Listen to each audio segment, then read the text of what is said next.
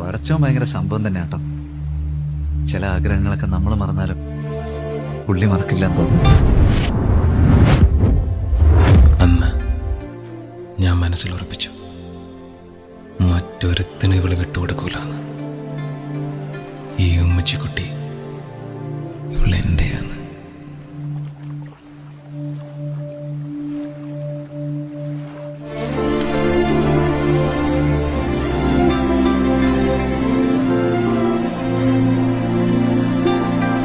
യാഥാർത്ഥ്യവും സ്വപ്നവും തമ്മിൽ വേർതിരിച്ചറിയാൻ പറ്റാത്ത അവസ്ഥയിലായിരുന്നു ഞാൻ.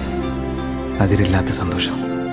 ഒരുമാതിരി സൈമൺസിന്റെ വിക്കറ്റ് കിട്ടിയ ശ്രീശാന്തിനെ പോലെ ഞാൻ എന്തൊക്കെയോ ചെയ്തു.